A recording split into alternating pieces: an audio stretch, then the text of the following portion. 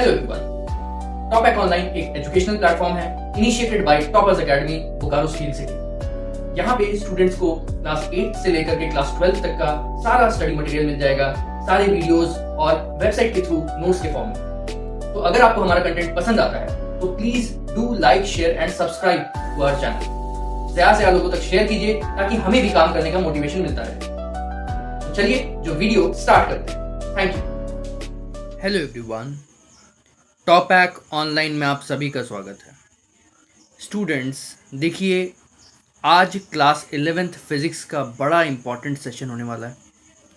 देखिए ये सेशन ना इसलिए बहुत इम्पॉर्टेंट है क्योंकि इसका वेटेज क्लास 11th के सीबीएसई के पॉइंट ऑफ व्यू से बहुत ज़्यादा है।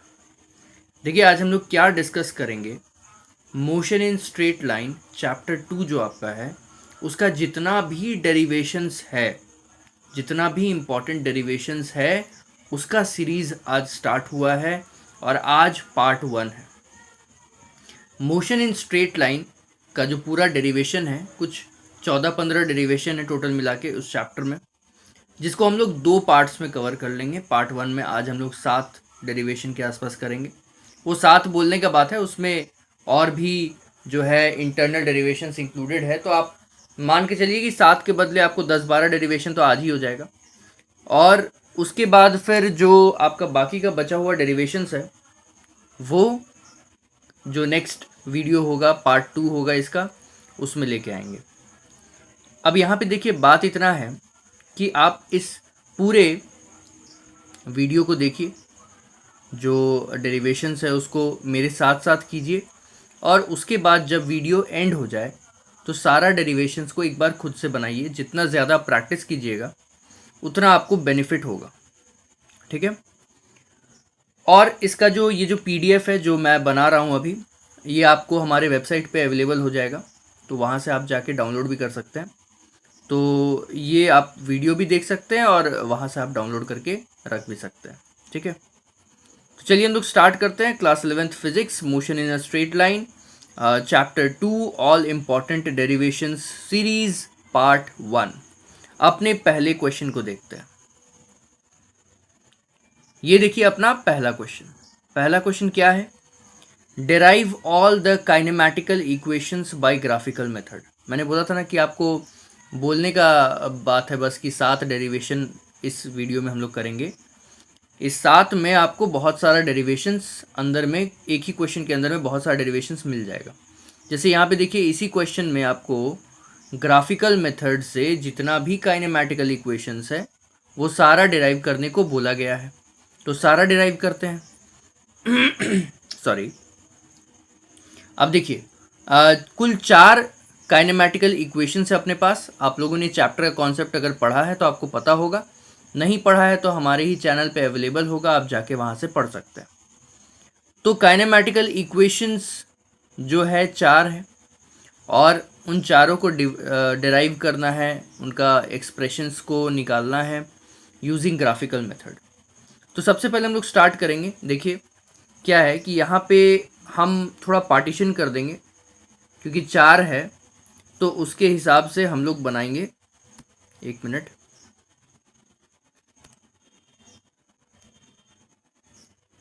है ना, इस पूरे जो एरिया है इसको हम लोग 2 पार्ट में बांट लेते हैं। दोनों तरफ एक एक डेरिवेशन करेंगे, हो जाएगा अपना। अब ये 4 डेरिवेशन को करने के लिए बहुत ज़रूरी है कि हम लोग ग्राफ का मदद लें। भाई ग्राफिकल सॉल्यूशन है तो ऑब्वियस सा बात है कोई ग्राफ बनाना पड़ेगा। तो एक ग्राफ मैं बनाऊंगा, उससे पहला 3 प्रूव हो जाएगा, फिर चौथा वाला प्रूव करने के लिए एक और ग्राफ बनाया जाएगा। चलिए स्टार्ट करते हैं, देखते हैं। पहला ग्राफ कुछ इस तरह से बनाना है आपको।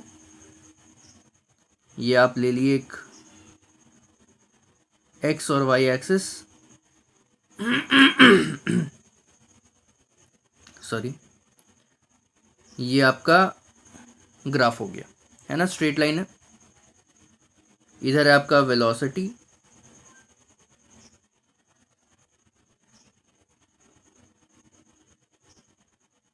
और इधर है आपका टाइम। ये एक वीटी ग्राफ है।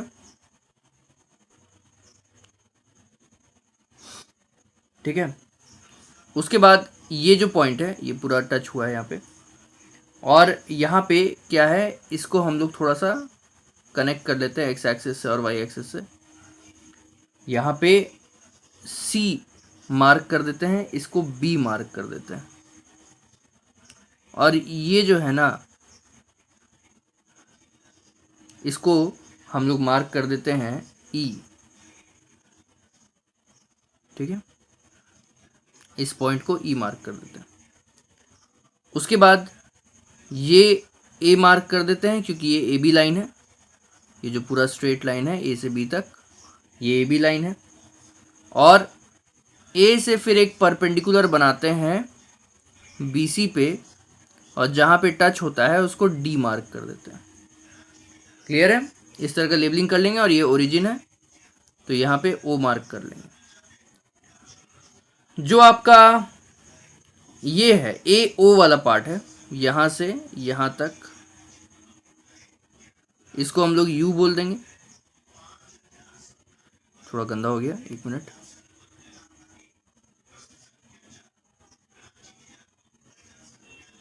और ये जो पूरा आपका यहाँ से ओ से लेके ई तक का पार्ट है इसको हम लोग वी मान लेंगे। मतलब ये इनिशियल वेलोसिटी, ए पॉइंट पे जो इनिशियल वेलोसिटी है वो है u, और जो फाइनल वेलोसिटी है बी पॉइंट पे वो है v। ठीक है, उसके बाद और तो कुछ लेबलिंग चाहिए नहीं, इसमें स्टार्ट करते हैं।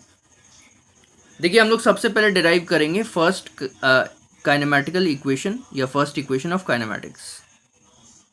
फर्स्ट इक्वेशन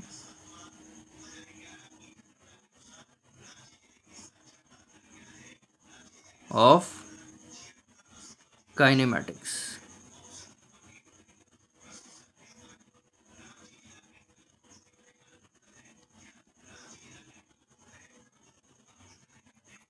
थोड़ा सा हैंड राइटिंग को बियर कीजिएगा, मुझे इस पर ज़्यादा लिखने का आदत नहीं है।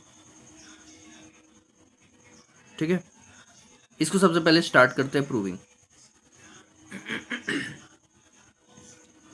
यहाँ पे हम लोग सबसे पहले एक बात जानते हैं कि जब वीटी ग्राफ होता है ना, तो जो भी वेलोसिटी टाइम ग्राफ होता है उसमें जो स्लोप होता है ना वो एक्सेलरेशन के बराबर होता है। तो हम लोग लिखेंगे एक्सेलरेशन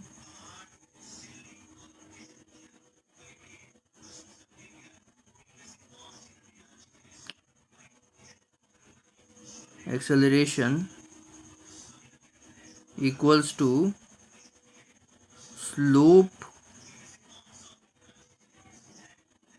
ऑफ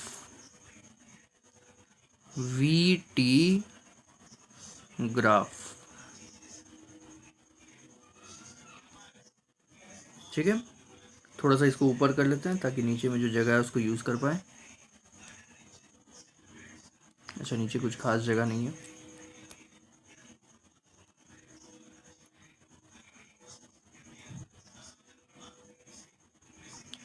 तो एक्सेलरेशन क्या है? स्लोप ऑफ वीटी ग्राफ के बराबर। अब समझिए कि अगर मान लीजिए कोई भी ग्राफ है, ये ग्राफ है ए बी, है ना, ये ग्राफ है ए बी का जो ग्राफ है, इसका अगर हमको स्लोप निकालना हो तो हम क्या करते हैं, ये जो लेंथ है ये यहाँ से यहाँ तक जो लेंथ है और यहाँ से यहाँ तक जो लेंथ है, इन दोनों को बाई में लगा देते हैं, डिवाइड में, परपेंडिकुलर बाई बेस। यही होता है ना। टैन थीटा का वैल्यू क्या होता है? अगर मान लीजिए ये एंगल वैल्यू, ये एंगल थीटा है, तो स्लोप क्या होता है? Tan theta. टैन थीटा कितना होता है? Perpendicular by base. तो अगर हमको स्लोप निकालना हो तो हम लिखेंगे a equals to tan theta. अब a equals to tan theta है तो इसमें टैन थीटा की जगह पे परपेंडिकुलर बाई बेस लगा देते हैं। तो परपेंडिकुलर है बी डी और बेस है A D. A equals to B D by A D, है ना। अब ये परपेंडिकुलर बाई बेस बन गया। अब इसको थोड़ा और हम सिंप्लीफाई करके इस तरह से भी लिख सकते हैं, ए इक्वल्स टू, ध्यान दीजिए बी डी अगर लिखना हो तो हम ये भी लिख सकते हैं ना, B C minus D C, B C minus D C. ये जो बड़ा वाला है यहां से लेकर के यहां तक, इसमें से अगर हम इस पार्ट को माइनस कर दें तो बचेगा ये वाला पार्ट, है ना। तो B C minus D C करेंगे, B C minus D C करेंगे तो बी डी की जगह रिप्लेस हो जाएगा, और नीचे ए डी है, ए डी ही रहने देते हैं। अब थोड़ा इसको हम लोग अपने यू वी टी ये सब फॉर्म में लिखते हैं, है ना। ये क्या है, ये यहां से यहां तक जो टाइम लगा है उसको हम लिख ले रहे हैं टी, टी। अब ए, ठीक है भाई। बी सी क्या है, बी सी फाइनल वेलोसिटी के बराबर है, capital V, sorry small V, B C final velocity के बराबर है। डी सी क्या है, डी सी इनिशियल वेलोसिटी के बराबर है, यू के बराबर। देखिए ए ओ और डी सी दोनों एक ही बराबर है ना, तो यहां पे डी सी में हम लिख देंगे यू, और ए डी जो है उसको हम टी लिख सकते हैं, ठीक है ना। ए डी जो है उसको हम टी लिख सकते हैं, टोटल टाइम टेकन टी है। अब ये हो गया अपना, इसको हम टी को इधर ट्रांसफर कर देंगे तो बन जाएगा A T equals to V minus U, और फिर थोड़ा हम और सॉल्व कर दें तो v equals to U plus A T.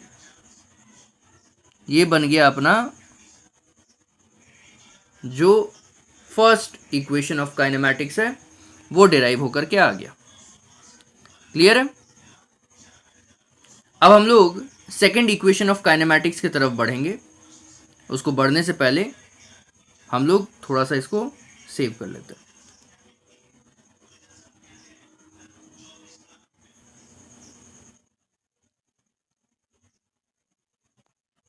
तो चलिए बढ़ते हैं, अपने सेकंड इक्वेशन ऑफ मोशन को प्रूव करते हैं, ठीक है। थोड़ा सा स्पेस देते हैं ऊपर की तरफ।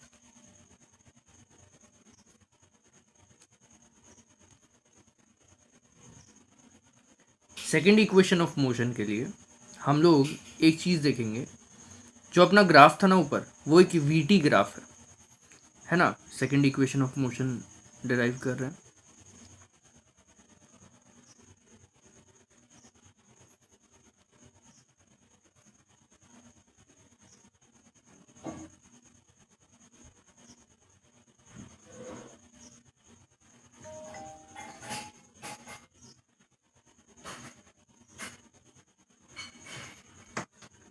Second equation of motion. अच्छा, जो वीटी ग्राफ होता है ना, उसमें एक चीज़ हम लोग जानते हैं कि अगर हमको एक वीटी ग्राफ से डिस्प्लेसमेंट निकालना हो तो हम लोग क्या करते हैं, एरिया अंडर द ग्राफ हम लोग कैलकुलेट करते हैं कितना है, और जितना एरिया आएगा उतना ही मेरा डिस्प्लेसमेंट का भी वैल्यू होता है। तो यहाँ पे हम एक बात लिख सकते हैं कि displacement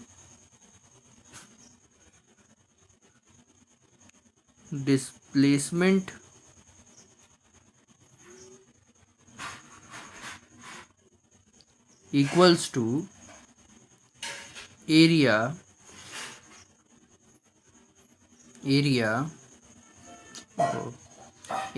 under VT graph, velocity time graph. Area under VT graph equals to displacement होता है।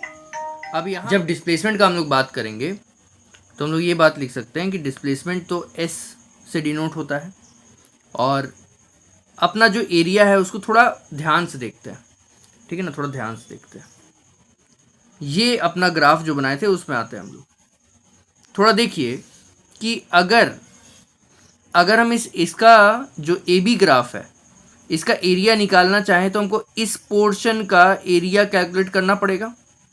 ये जो पोर्शन है ना, थोड़ा कलर चेंज करते हैं तो आपको पता चलेगा। ये देखिए, ये वाला पोर्शन का आपको एरिया कैलकुलेट करना पड़ेगा, ठीक है ना। अब इसका एरिया कैलकुलेट करने के लिए मेरे पास दो चीज़ है।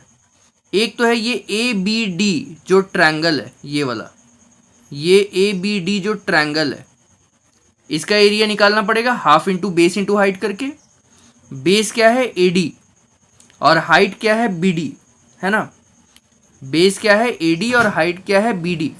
और उसके अलावा यहाँ पे ए ओ सी डी ये एक रेक्टेंगल भी है। अब ये जो अपना रेक्टेंगल है, रेक्टेंगल का एरिया का फॉर्मूला क्या होता है, लेंथ इंटू ब्रेड्थ। तो लेंथ क्या हो गया ओ सी, दिख रहा है ना, या तो ए डी आप जो बोलिए, ओ सी बोलिए, ए डी बोलिए, बात बराबर है।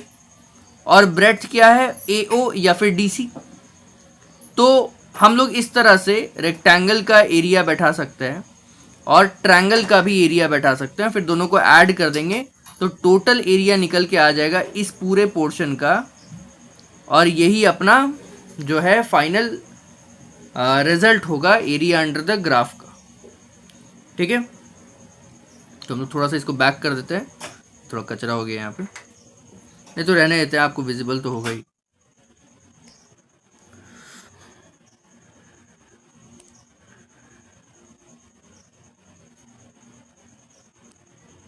यहाँ पे आइए, तो एरिया अंडर वीटी ग्राफ में हम लोग सिंपल एक बात बोल सकते हैं कि area of rectangle, area of rectangle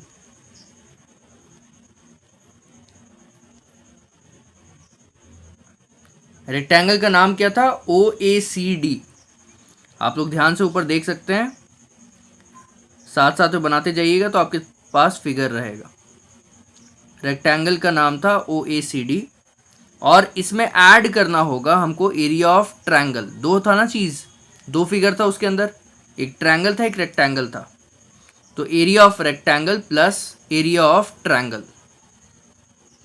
area of triangle क्या नाम रखे ट्रायंगल का, ए डी बी रखे हैं। ठीक है, ए डी बी है ट्रायंगल का नाम।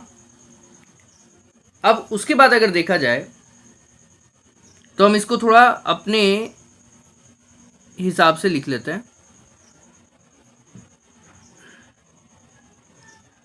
एरिया ऑफ रेक्टेंगल को लेंथ इंटू ब्रेड्थ लिख सकते हैं। अब लेंथ क्या है, लेंथ है ओ ए और ब्रेड्थ क्या है, ब्रेड्थ हम ले सकते हैं ओ सी। तो हम लिख लेते हैं ओ ए इंटू ओ सी, ये हो गया लेंथ और ब्रेड्थ। और एरिया ऑफ ट्रायंगल कैसे निकलता है, half into base into height. तो हाफ इंटू बेस क्या दिख रहा है, बेस दिख रहा है ए डी, है ना। फिगर आप लोग ड्रॉ कर लीजिए कॉपी में, आपको आसान पड़ेगा। मेरे पास ड्रॉ किया हुआ है, उसको देख करके हम बता दे रहे हैं। तो एरिया मतलब हो गया हाफ इंटू बेस, बेस क्या है ए डी, और इंटू हाइट, हाइट क्या है डी बी, हाइट क्या है डी बी। तो length into breadth O A into O C और half into base into height मतलब half into A D into D B, ऐसे पुट कर दिए और दोनों का वैल्यू आ गया। अब जब हम लोग s का वैल्यू कैलकुलेट करेंगे तो हम लोग ओ ए को पुट कर सकते हैं u। थोड़ा ग्राफ को ध्यान से देखिए, ओ ए क्या है, इनिशियल वेलोसिटी के बराबर है। तो यहाँ पे ओ ए को हम पुट कर सकते हैं u और ओ सी टाइम के बराबर है, तो ओ सी को हम पुट कर सकते हैं t, you T plus half A D को हम पुट कर सकते हैं t, है ना। देखिए ओ सी और ए डी दोनों बराबर है, तो ए डी की जगह भी हम पुट कर सकते हैं t। और जो अपना डी बी है इसको हम B C minus D C भी बोल सकते हैं ना, B C minus D C. तो जब B C minus D C बोलेंगे तो बी सी की जगह पे v लग जाएगा और डी सी की जगह पे u लग जाएगा। ठीक है ना। s इक्वल्स टू, अब इसको थोड़ा सिंप्लीफाई कर लेते हैं, you T plus half T. अब यहां पे ध्यान दो कि v माइनस यू, हम लोग क्या जानते हैं, एक फॉर्मूला जानते हैं ना। यहां पे देखिए हम साइड में बना दे रहे हैं। फॉर्मूला हम लोग पहले फर्स्ट इक्वेशन ऑफ मोशन में डिराइव किए कि v equals to u plus A T. अगर हम u को दूसरी तरफ ले आए तो ऐसा बन जाएगा v minus U equals to A T, है ना, ए टी। अब v माइनस यू यहाँ पे है, इसके जगह पे हम इस ए टी को पुट कर सकते हैं ना, तो हम यहाँ पे v माइनस यू के जगह पे a इंटू टी पुट कर दिए। अब इसको सॉल्व कर रहे हैं आगे, तो क्या है भाई, s equals to U T plus half, a है अकेला तो a लिख दिए और t दो ठो है तो t स्क्वायर। तो यहां पे हो गया मेरा you T plus half A T square derived. Second equation of motion भी डिराइव हो गया। उम्मीद है आपको समझ में आया होगा ग्राफिकल मेथड से कैसे डिराइव करना है। आप एक बार फिर से रिवाइंड करके देखिए, रिपीट देखिए, तब आपको और क्लियर हो जाएगा। ठीक है, यहाँ पे v माइनस यू के जगह पे ए टी पुट हो गया है और उसके बाद आगे सॉल्व हो गया। अब ये अपना हो गया second equation of motion derive. अब हम लोग आगे बढ़ते हैं थर्ड इक्वेशन ऑफ मोशन को डिराइव करने की तरफ। ठीक है, third equation of motion, third equation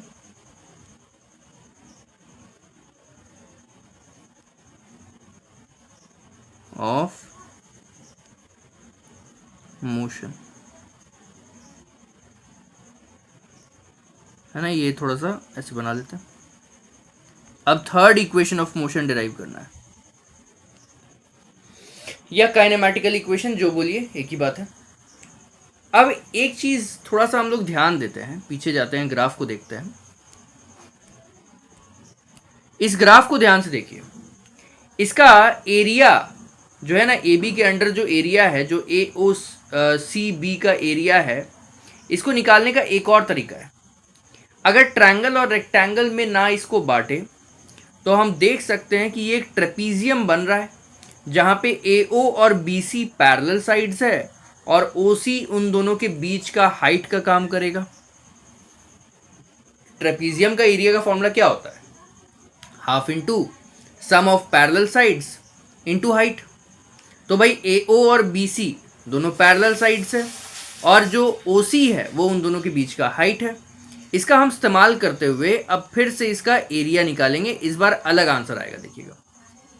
चलिए देखते हैं।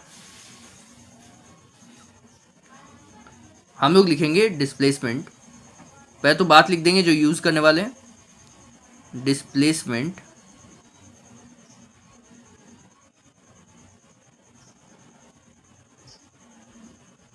Equals to area under V T graph.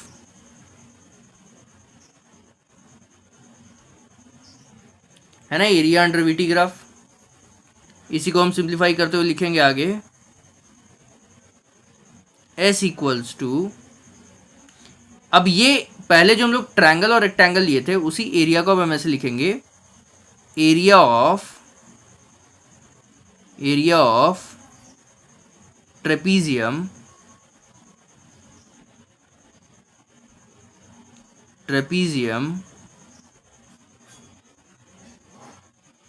O A B C. ठीक है, अब ट्रेपीजियम का एरिया का फॉर्मूला क्या होता है, half into sum of parallel sides into height, half into sum of parallel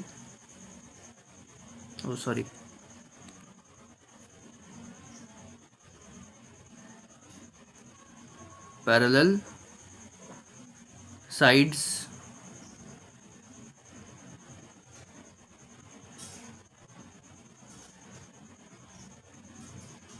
into distance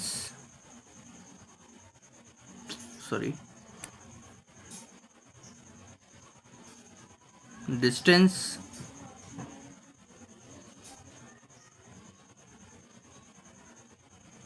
between them.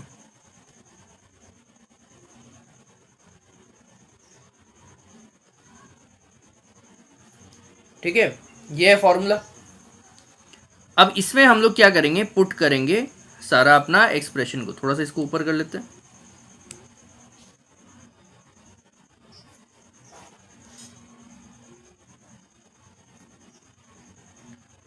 तो put करेंगे, एस तो ऐसे ही रहेगा, हाफ भी अपने जगह पे वैसे ही रहेगा।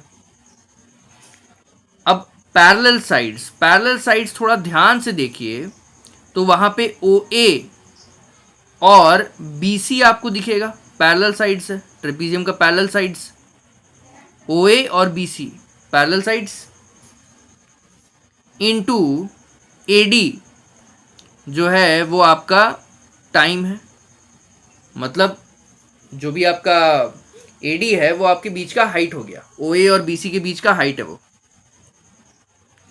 तो half into sum of parallel sides into height लग गया। अब इसके जगह पे हम लोग सिंबल्स लगाते हैं। तो ओ ए के जगह पे हम लगा सकते हैं यू और बी सी के जगह पे लगा सकते हैं वी, और ए डी जो टाइम के बराबर है तो उसके जगह पे हम लगा दिए टी। अब यहां पे हम लोग क्या करेंगे, जो मेरा टी आया है ना उसको रिप्लेस करेंगे। हम लोग क्या जानते हैं, इस तरह से टी को रिप्लेस कर सकते हैं।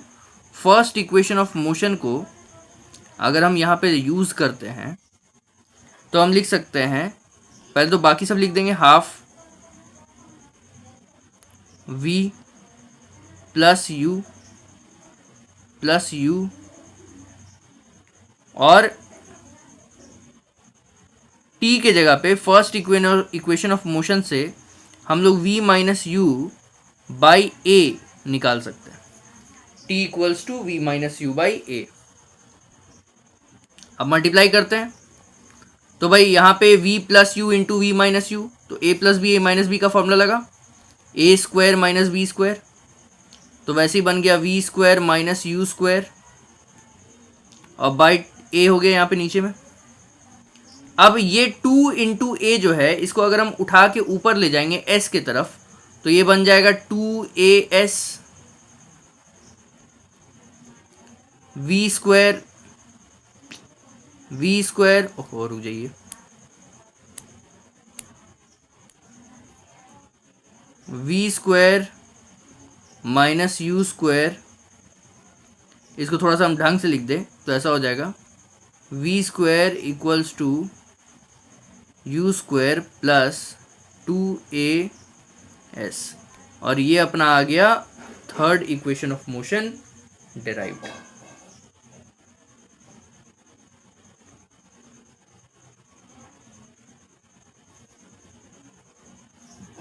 होपफुली आपको समझ में आया होगा कि फर्स्ट, सेकंड और थर्ड इक्वेशन ऑफ मोशन किस तरह से डिराइव करना है। ये आपका आ गया पूरा 3 इक्वेशन ऑफ मोशन डिराइव हो गया। अब चौथा वाला जो इक्वेशन ऑफ मोशन है ना, वो आपको क्लास 9th में देखने को नहीं मिला था, वो नया है, क्लास 11th में सिखाया जाता है। उसका भी 2 तरीके का प्रूविंग है। पहले हम लोग ग्राफिकल मेथड से जो प्रूविंग कर रहे हैं वैसे उसको प्रूव करेंगे।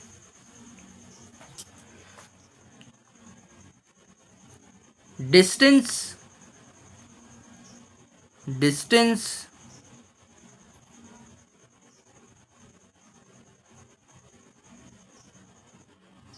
Travelled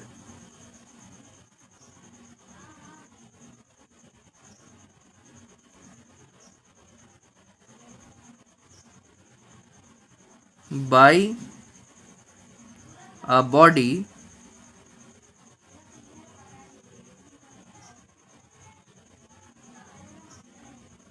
in nth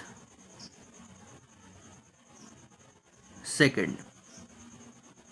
Distance traveled by the body in nth second, मतलब अगर किसी पर्टिकुलर सेकंड में आपको निकालना हो कि क्या डिस्टेंस ट्रैवल कर रहा है 8th सेकेंड में, 9th सेकेंड में, मतलब एक पर्टिकुलर सेकेंड में क्या डिस्टेंस ट्रैवल कर रहा है, तो हम लोग इस इक्वेशन का यूज़ करते हैं और उसको आज हम लोग डिराइव करेंगे, है ना। थोड़ा हैंड राइटिंग यहाँ पे थोड़ा बैठ नहीं रहा है, लेकिन फिर भी आप लोग बियर कीजिए, मैं बता रहा हूँ आपको, उस पर ध्यान दीजिए।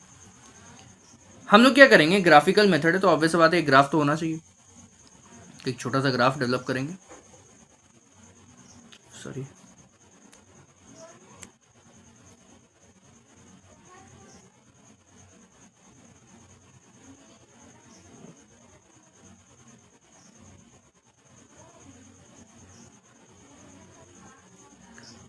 ये इनिशियल वेलोसिटी है u, एक vt ग्राफ है ये,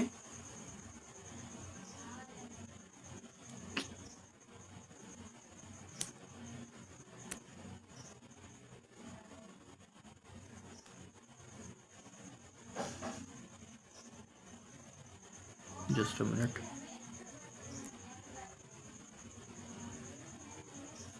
vt ग्राफ है ये, y एक्सिस पे वेलोसिटी है और जो x एक्सिस है उसमें टाइम है।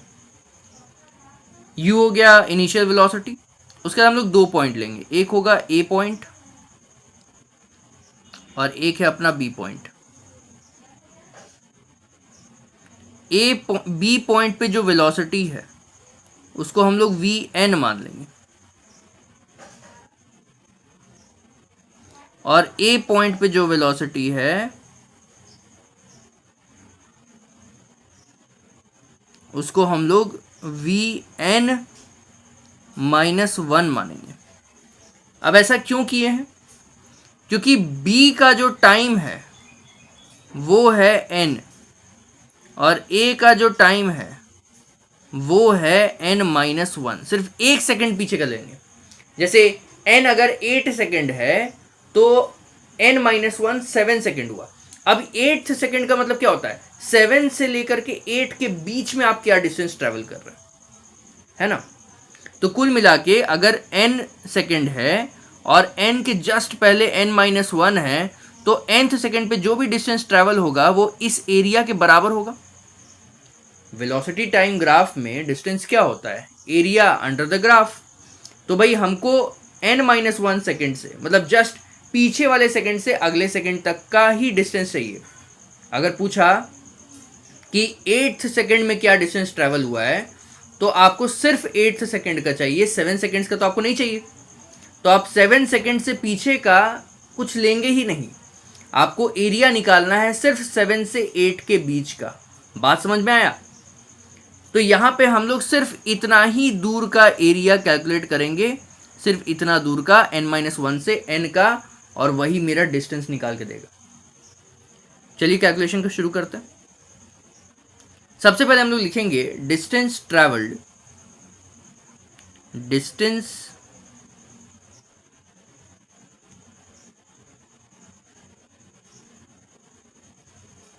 Travelled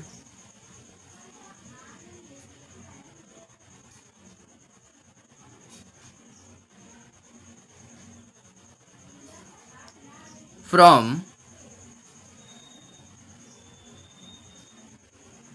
n-1 second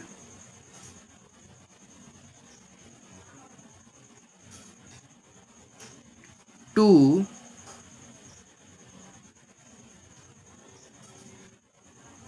n second।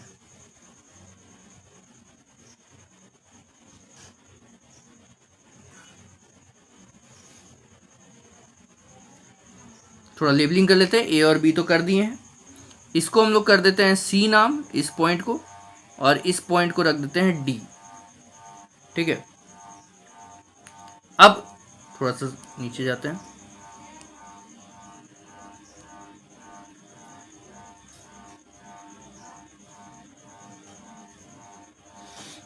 तो n-1 से लेके n सेकेंड तक क्या डिस्टेंस ट्रैवल हुआ है, इसको निकालने के लिए हमको निकालना होगा एरिया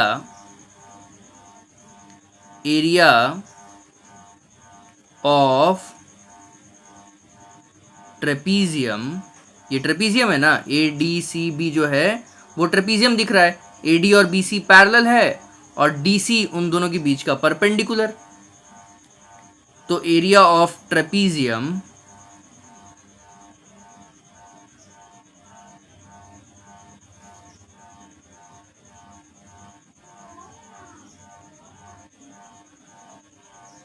ABCD,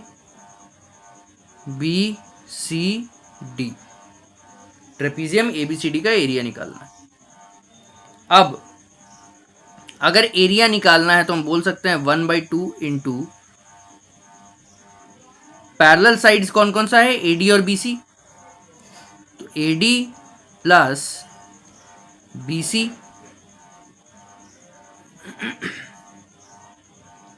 इंटू, और परपेंडिकुलर क्या है, DC। ठीक है, परपेंडिकुलर क्या है, DC।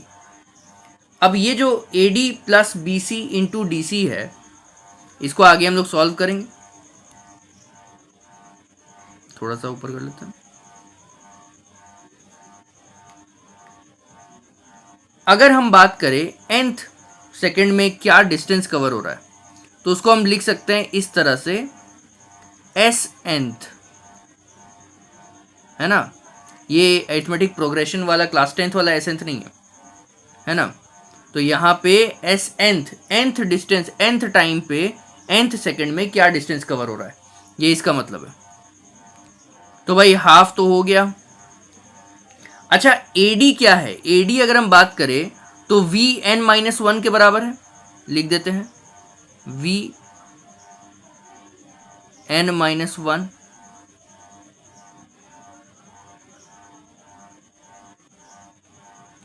थोड़ा साफ सुथरा लिखते हैं।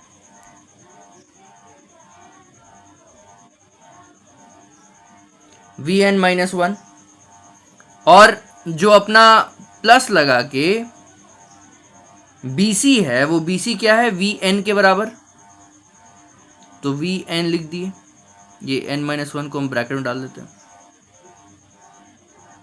तो half into sum of parallel sides हो गया। अब हमको लगाना है परपेंडिकुलर डिस्टेंस दोनों के बीच का। तो भाई परपेंडिकुलर डिस्टेंस में थोड़ा देखिए, यहां से यहां तक n है और यहां से यहां तक n-1।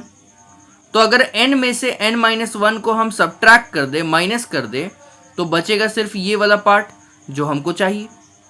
तो हम परपेंडिकुलर डिस्टेंस निकालने के लिए हम लिखेंगे n-1, ये n-1 ब्रैकेट में रहेगा, है ना।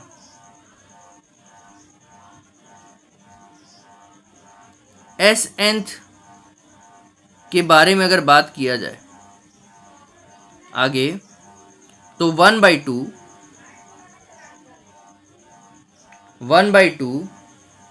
अब इसको हम सॉल्व करते हैं तो इसको अभी छोड़ देते हैं, Vn-1 प्लस Vn हो गया, और इसको सब्ट्रैक्ट करेंगे तो क्या आ जाएगा, 1 आ जाएगा, है ना, इंटू 1। अगला स्टेप, अब हम लोग क्या करेंगे, थोड़ा देखते हैं हम लोग क्या जानते हैं। थोड़ा सा इसको एम्प्लॉयड को हटा देते हैं। हम लोग क्या जानते हैं, since V equals to U plus AT, ये होता है ना। अब भाई फाइनल वेलोसिटी तो पता नहीं है, इनिशियल वेलोसिटी हर क्वेश्चन में पता होता है। तो हम लोग कन्वर्ट करेंगे जितना भी Vn-1 और Vn है, जो फाइनल वेलोसिटीज है, उसको U के फॉर्म में। तो हम लिखेंगे therefore Vn equals to U plus An, और Vn-1 equals to U plus An-1, है ना। अब इसको पुट कर देंगे, ये दोनों को हम लोग अबव इक्वेशन में पुट कर देंगे, इस इक्वेशन में। तो हम लोग क्या करेंगे, इसको पुट करने के बाद ये ऐसा कुछ रिप्लेस हो जाएगा, SNth equals to 1/2 V N minus one की जगह पे u plus A N minus one और फिर प्लस लगाना है, एक मिनट, प्लस लगाना है और यहाँ पे हो गया वी एन की जगह पे u प्लस ए एन।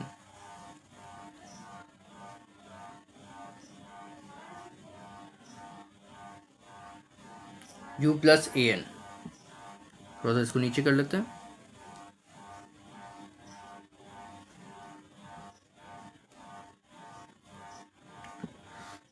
ठीक है, अब क्या करेंगे हम लोग, इसको सिंप्लीफाई करेंगे। अब कुछ भी नहीं बचा, सब कुछ हो गया है। तो सिंप्लीफाई करने पे जो मेरा फाइनल आंसर है, देखिए इसको हम सिंप्लीफाई करते हैं तो हम लोग क्या जानते हैं, u प्लस ए, ये जो n माइनस वन ब्रैकेट में है इसको हम लोग मल्टीप्लाई कर लेते हैं तो ए एन माइनस ए हो जाएगा और फिर plus u plus two A plus A N हो जाएगा। तो हम लोग इसको फाइनली ऐसे लिख सकते हैं, एस एनथ, एक मिनट,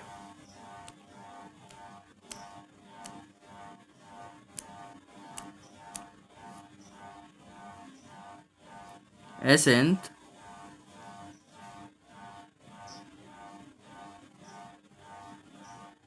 इक्वल्स टू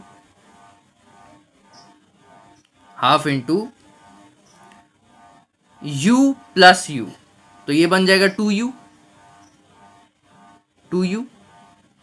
और an प्लस ए एन, तो बन गया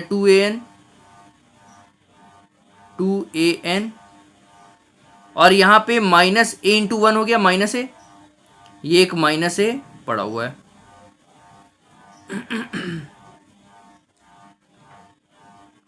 अब अगर मल्टीप्लाई कर दे 1/2 से, ये पूरा ब्रैकेट को ओपन कर दें, मल्टीप्लाई कर दें तो कुछ ऐसा बन जाएगा, एस एनथ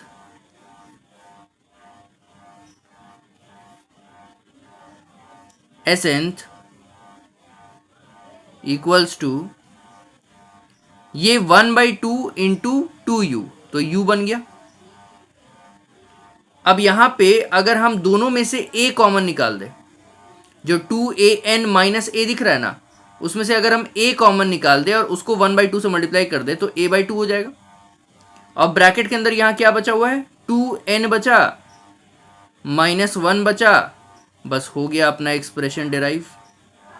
एस एंथ का फॉर्मूला यही होता है, u प्लस a/2 ब्रैकेट में 2n माइनस 1, ये डिराइव्ड हो गया।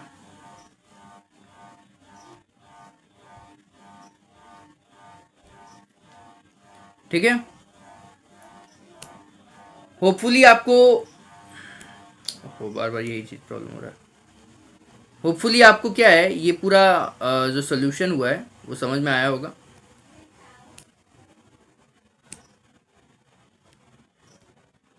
यहाँ पे देखिए, ये पूरा हो गया, derive all the kinematical equation by graphical method. अपना ग्राफिकल मेथड में ही वीडियो काफ़ी लंबा हो गया है, तो हम लोग ज़्यादा लंबा नहीं करेंगे, 2 पार्ट की जगह 3 पार्ट 4 पार्ट बन जाए वो चलेगा, लेकिन ज़्यादा समय नहीं देना है। आप पार्ट बाय पार्ट करके देखिए, जितना भी आप एक बार में 1 घंटा में 1.5 घंटा में सीख पा रहे हैं उसको आप अप्लाई कीजिए घर पे। ज़बरदस्ती का 4 घंटा 5 घंटा का वीडियो का मतलब नहीं है। उसके साइंस बोलता है कि आप पढ़ने बैठते हैं, उसके 2 घंटा के बाद आपका माइंड उतना फोकस से नहीं पढ़ सकता जितना नॉर्मली आपका माइंड पढ़ पाएगा। तो जिस कारण से वीडियो को यहाँ पे हम लोग रोकेंगे। अब अगर हम लोग बात करते हैं कि इस सीरीज़ को कंटिन्यू करेंगे, तो आज का वीडियो देखते हुए मुझे लगता है कि 4 पार्ट या 5 पार्ट इतना बन जाएगा पूरा 14-15 क्वेश्चन सॉल्व करने में। अगर आप लोग इंटरेस्टेड है हमसे ऑफलाइन पढ़ने में, तो आप लोग हमें कनेक्ट कर सकते हैं। आपको हमारा एड्रेस मिल जाएगा गूगल मैप्स में, वहाँ जाके आप लोग टॉपर्स एकेडमी सर्च कीजिए और वहाँ से आपको पूरा एड्रेस निकल के आ जाएगा। आपको पूरा मटेरियल, स्टडी मटेरियल वगैरह मिल जाएगा हमारे वेबसाइट पे। वेबसाइट का लिंक आपको डिस्क्रिप्शन बॉक्स में ही मिल जाएगा, वहाँ से आप वेबसाइट भी विजिट कर सकते हैं। आज का वीडियो हम लोग यहाँ पे एंड करेंगे। आप लोग अपने काम को कंटिन्यू रखिए और मिलेंगे आपसे नेक्स्ट वीडियो में। तब तक पढ़ते रहिए, आगे बढ़ते रहिए। Thank you.